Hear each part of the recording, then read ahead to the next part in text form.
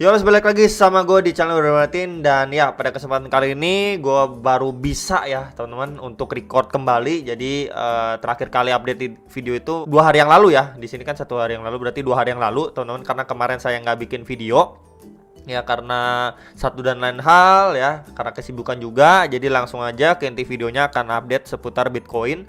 Dan diawali untuk ini ya, ada event yang cukup penting, ada Fed Chair ya, Powell nih teman-teman ya. Kakek Powell itu akan speech untuk memberikan testimoni nih nanti malam jam 8:30 malam nih. Nah kemudian ada juga disusul dengan FOMC member speak juga, ini jam 10:30 malam ya, malam ini gitu ya. Jadi perlu sekali diperhatikan, tergantung dia istilahnya mau ngomong apa gitu ya. Kalau misalkan dia memberi tekanan yang lebih lagi ya, market akan glosor kembali. Tapi kalau misalkan dia ya kasih sedikit angin segar ya, market akan hijau sedikit gitu ya. Makanya benar-benar cukup tergantung lah ya dengan speechnya dia. Ini aja sampai bintang 3 teman-teman ya.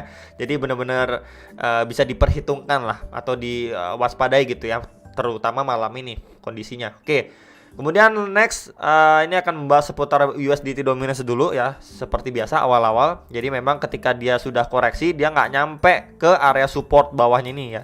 Ini mungkin akan saya ganti dengan box warna hijau aja. Ini di sekitar 7,52 sampai 7,64%, nggak nyampe situ. Dia udah ke rebound lagi, dan sekarang ini posisinya lagi testing di area resisten terakhirnya dia. Nah sekarang baru adanya sedikit rejection teman-teman ya, red candle secara time frame 4 jamnya. Tinggal kita lihat aja nih ya, memang menjelang nanti malam benar-benar tergantung dengan speech-nya si Jerome Powell, apakah akan memberikan angin segar untuk market atau tidak. Kalau misalkan dia istilahnya memberikan angin segar untuk market, so kita akan melihat untuk USDT dominance ini akan melanjutkan penurunannya, at least retest ke lowest point sebelumnya nih di kisaran sini, ini di sekitar 7,78% sampai kisaran 7,88%. Kalau area situ di testing kembali ini malah jebol lagi ya, next target ke box warna hijau bawahnya lagi. Jadi bisa diperhatikan untuk next target support ya. Untuk support pertama akan saya tandain dulu di sini. Nih, di sini untuk support pertama box warna biru teman-teman ya di sini. Kemudian support kedua adalah box warna hijau. Nah, kemudian kalau misalkan area ini bahkan mampu di breakout ya, next target ke highest-nya terakhir dia di sini. Ini di sekitaran 9,25 sampai 9,44%, sekitaran itu ya. Jadi memang bisa diperhatikan beberapa area support and then resistance untuk USD dominance yang tentunya akan berkebalikan dengan pergerakan si Bitcoin tentunya. Oke. Next ini untuk Bitcoin dominance time frame 4 jamnya ya, dia hanyalah sideways aja dan masih mampu bertahan di atas support bawah di box warna hijau ini di sekitar 43,75 sampai 43,89%, dan dia beberapa kali tertahan di beberapa ya di sini. Ini di sekitar 44,5 dan di area sini ya di 44,79%, sekitar area situ. Jadi bisa sekali diperhatikan untuk beberapa area support ini resisten ya, di resisten 1, ini resisten kedua ya, dan area supportnya di box warna hijau ini. Jadi secara overall dia hanyalah sideways aja.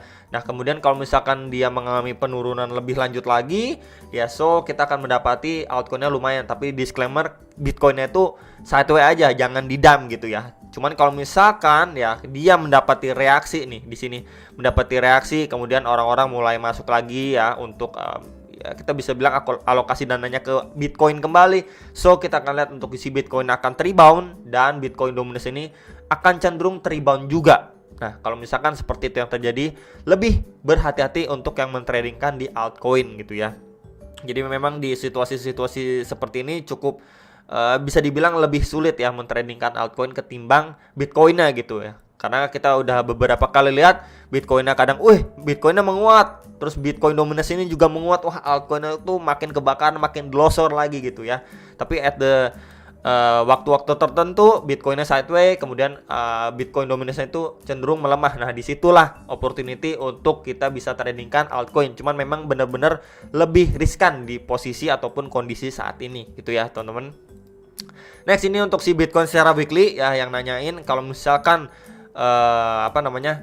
weekly candle yang kali ini tuh close di bawah MA200 ini time frame weekly ya, garis warna merah ini nih ya, memang ada kecenderungan untuk dia bisa melanjutkan penurunannya itu lebih besar chance-nya ya. Tinggal kita lihat aja, ini kan masih berjalan kan, belum kelar gitu ya. Tapi kalau misalkan let's say dia ini close di atas ataupun di sekitaran $23.000, memang adanya potensi untuk dia masih bisa dalam tanda kutip terbang lebih tinggi lagi ya ngejar ke kisaran 26.000, 28.000 dolar gitu. Itu masih adanya kemungkinan gitu. Cuman kalau misalkan nanti ya closingnya seperti ini gitu ya itu memang lebih condong untuk dia bisa melanjutkan penurunannya. Ya, tentunya perlu sekali kita perhatikan nih closingnya di atas MA200 atau bahkan di bawah. Kalau di bawah MA200 berarti benar-benar kita lihat market kripto itu belum siap untuk bisa ya at least bisa terbang lebih tinggi lagi gitu ya. Dia cuma tertahan di sekitaran 22.000, 23.000 dolar untuk bisa melanjutkan penurunannya. Ya, jadi perlu sekali diperhatikan, dan ini juga belum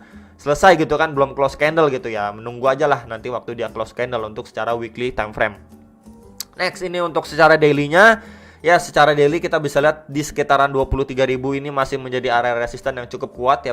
Terakhir kali di sentuh, kemudian dia kena reject cukup strong ya. Kemudian kalau misalkan area bawahnya lagi, mungkin bisa kita perhatikan atau pergunakan zona ini ya tuh ya, karena beberapa kali ini belum mampu close di atas box warna biru ini. Ini di sekitar 20.800 sampai 21.400 dolar, sekitar range area situ. Nah, kalau misalkan dia mampu close di atas area situ, nah itu lebih condong untuk dia bisa ngetes kembali ke kisaran 23.000 dolar. Jadi bisa diperhatikan terlebih dahulu untuk box warna biru ini gitu ya. Kemudian kalau misalkan support secara daily-nya ya, kita bisa melihat untuk area bawahnya atau support atau lowest point terakhirnya itu di sekitaran 17.500-an sampai 18.000 dolar ya. Jadi ini adalah area support yang perlu sekali diperhatikan untuk daily, dan ini resisten terdekat ya. Ya harap-harap dia bisa close di atas area zona ini ya, lebih condong untuk dia bisa ngetes kembali ke kisaran 23.000 dolar. Jadi itu dulu yang perlu sekali diperhatikan untuk jangka pendek secara daily time frame gitu teman-teman ya. Nah, kalau misalkan dia jebol dari area support zona warna merah ini ya, berpotensi untuk ngetes lebih bawah lagi ke kisaran 15 ribuan dolar gitu, sangat possible. Makanya ini area yang beberapa area yang perlu sekali diperhatikan untuk jangka pendeknya secara daily time frame. Next, ini untuk terakhirnya secara time frame 4 jam ya. Jadi beberapa area ini sempat saya sampaikan juga dan saya mention juga, infokan juga di video terakhir Bitcoin dan beberapa video lainnya. Ya, jadi memang bisa diperhatikan terlebih dahulu ketika dia udah drop ya. Di sini adanya support sebelumnya nih, di flip menjadi resisten, di flip menjadi support kembali gitu kan. Ketika memang mampu di break kembali di box warna kuning bawah ini, dan kita bisa lihat ya, ini udah mampu di break. Kemudian dia di retest atau testing beberapa kali, and then akhirnya dia mampu melanjutkan penguatan ke next target di box warna hijau. Karena sebelumnya di box warna hijau itu saya lihat juga secara time frame 4 jam ini berfungsi menjadi support, resisten gitu kan. Resisten ya, kemudian di flip menjadi resisten kembali gitu ya ketika dia udah jebol. Nah, ini mendapati reaksi di sini ya untuk dia koreksi kembali Bitcoin, dan koreksinya targetnya ke box warna kuning pasti bawahnya gitu.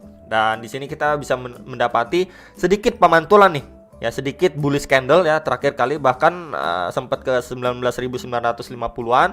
Kemudian di sini lagi mengalami pemantulan, and then ya untuk menjelang nanti malam perlu sekali kita perhatikan ya untuk area terdekat di sini untuk supportnya di sekitaran 20.000 sampai 20.400, dan di box warna hijau ini ya untuk resistennya ini di sekitaran 21.500-an sampai 21.900 dolar, karena terakhir kali dari tes ya kita bisa lihat ya, terakhir kali dia ngetes mendapati rejection yang lumayan. Akhirnya dia 1 2 3 4 red candle yang lumayan lah untuk dia koreksi gitu ya setelah beberapa kali mengalami kenaikan.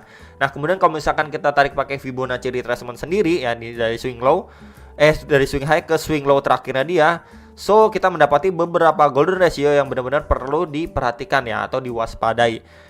Di sini di retracement 0,3 atau sekitaran 20.600, next di 20.800 dan di 21.000 dolar gitu ya. Jadi ini beberapa area terdekat yang krusial kita harus lihat. Kalau misalkan beberapa area ini mampu di break atau pokoknya di break ya sama si Bitcoin secara time frame 4 jamnya.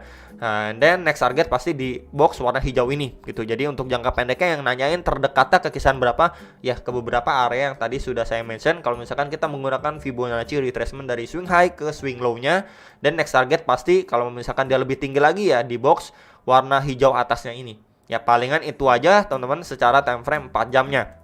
yang perlu diperhatikan beberapa area target resistance. Nah, kalau misalkan dia mendapat rejection yang lumayan strong, kemudian ya let's say untuk skenario buruknya ya, nanti testimoninya lebih hawkish dan lain sebagainya lah ya, buruk lah untuk ke market, ya berpotensi untuk yang namanya dead cat bounce ya, dia drop, kemudian dia mantul untuk cuman create yang namanya ini high, lower high gitu ya, untuk bisa meneruskan penurunannya kembali gitu. Nah, itu yang perlu sekali diwaspadai ya. Ini kalau misalkan melanjutkan penurunan ya bisa aja dia ngetes ke kisaran area sini. Salah ya guys, sebentar. Ke kisaran area sini nih. Ini sangat possible di sekitar $19.000 ya, untuk menjadi next target si Bitcoin jikalau ya ini jebol nih. Dan speech-nya Jerome Powell itu nggak bersahabat ke market lah, kurang lebih seperti itu. Potensinya ya ke kisaran $19.000 gitu secara time frame 4 jam. Karena saya lihat ini beberapa kali berfungsi juga menjadi support and then resistance nih.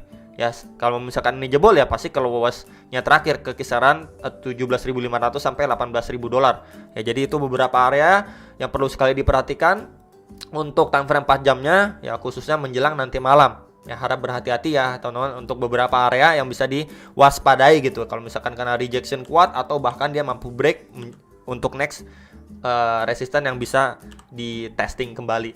Itu aja dari saya, semoga bisa bermanfaat. Kemudian yang nungguin untuk video Cardano dan XRP ya, kemungkinan paling lambat lusa udah bisa saya bagikan ke teman-teman sekalian gitu ya. Itu aja, kalian bisa analisa kembali sebelum make decision atas transaksi kalian di market yang benar-benar kurang bersahabat kali ini ya. Dan sampai jumpa untuk next video. Salam profit.